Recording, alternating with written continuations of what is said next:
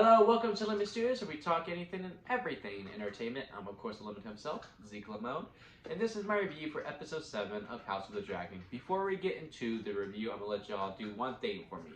I'm going to need y'all to hit that subscribe button as I'm trying to grow into my YouTube career and grow more subscribers. Helps me to make this not just a hobby, but hopefully make it a job in the future. Also, leave a comment below. Let me know what you thought of episode 7 of House of Dragon. I like to engage with the people and this community that I'm trying to build up, and also it helps out with the algorithm. Also, leave a like if you do enjoy this video. Don't leave a like, just leave a like, unless you just want to, be nice. That'd be great if you could also do that as well. Now, let's get into the review of episode 7 House of Dragon. We kick off with this, with a funeral for Damien's wife. I do not remember her name, but she, had a dragon rider's death, had the dragon kill her and all that stuff. And, she's in casket, and then they put her into the sea, and Damien laughs. It's just like classic Damien. And then everyone's just really spread apart the whole entire time, and it was like kind of a one take, kind of not. Like it was like following like certain characters and seeing how they go, and like, hey, go talk to your cousins, let them know what's up, and so let them know that you're a hand and all these things.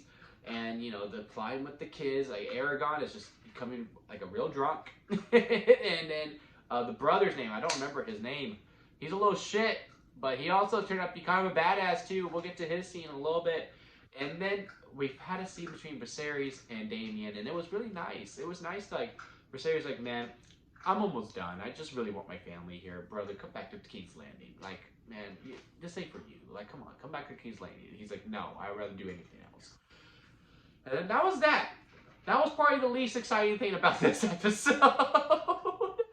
Because then it just really spirals out, and I was on edge the whole entire time after this scene. Because the little shit, he goes up, he's like, I'm gonna get this dragon. I'm tired of people saying I ain't getting no fucking dragon. I'm getting a dragon.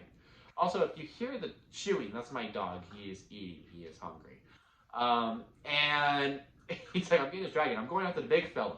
And he gets him. And then he gets out, and then, like, this Damien's daughters and Rhaenyra's sons come up and like, yo, what up? Like, WTF? And he's like, yeah, well, you know what? Your mom died. Maybe you should have claimed him, like, before the funeral. I don't know. That's just me. Like, if it was really promised to you, then... Oh, he wants to make a cameo. Say hi, Crash. He wants to say hi.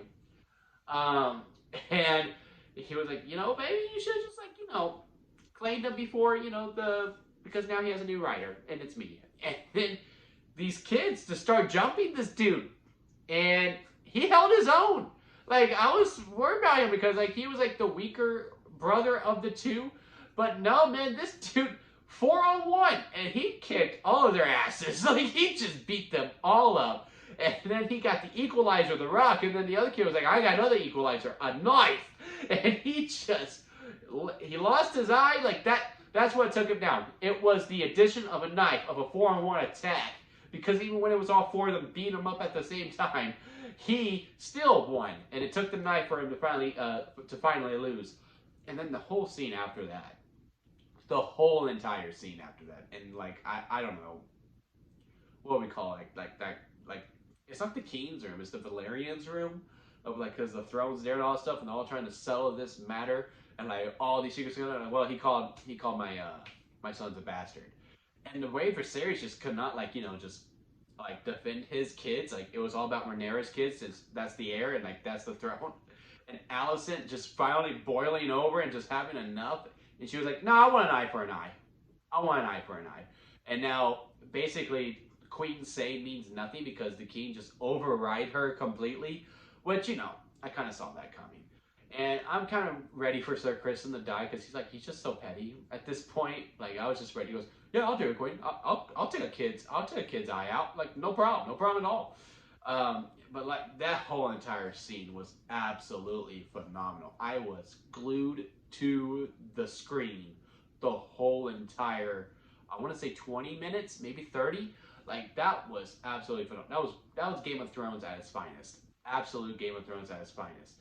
And then the scene between Alicent and Otto at the end, like, he was just like, Yeah, no, you lost everything, but I'm glad you have the killer instinct because, like, I was afraid you weren't going to have it at all. Like, man, you know what it takes to play this game now, and you're willing to go through with it.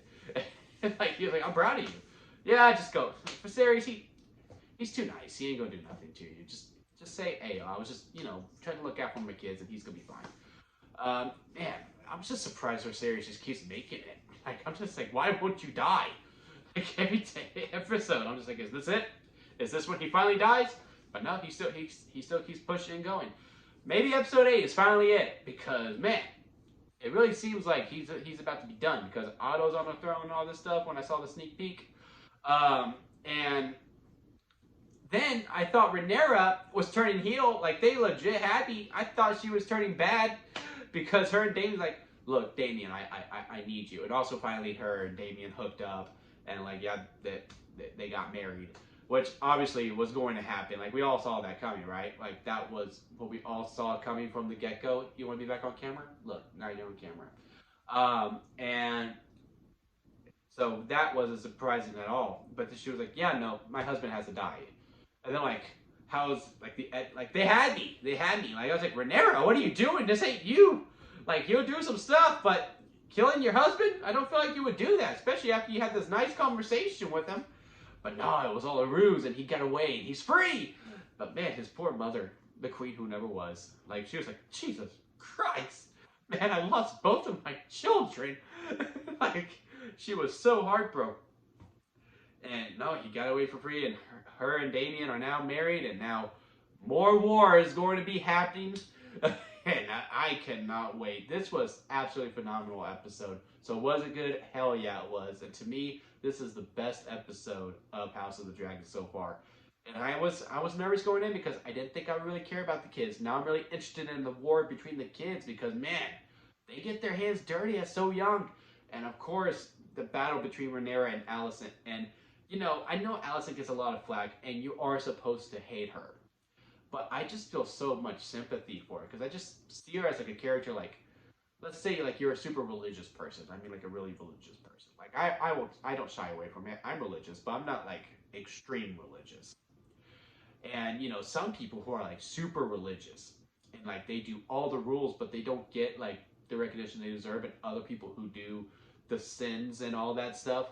And they get to go on up and like, well, what the fuck? Like, that's literally what Alicent's character is. Like, I'm doing everything right. This person's clearly doing everything wrong. Why aren't you listening to me? Why is she continuing to get everything? Like on that basis of the character, like, I just, like, really, I've seen that before. And I'm just like, man, she's just such a sad character. It's just so sad. And I'm loving the war between these two girls who were once friends and now bitter enemies. And it's just so rich storytelling. Very rich storytelling. And now, the kids are involved and now they hate each other and I'm into it. I'm into all of it. Every single thing I am very much into. I am glad her husband got away because I was really nervous about him. Because someone was going to find out about him. And I really thought he was going to die, but it looks like he just got away, and I'm really happy for that. But again, comment below, let me know what you thought of House of the Dragon Episode 7. And again, hit like if you did enjoy this review, and hit that subscribe button as I'm trying to grow into my YouTube career. And that'll be it for me, guys. I'll see you next time at Lemon Studios.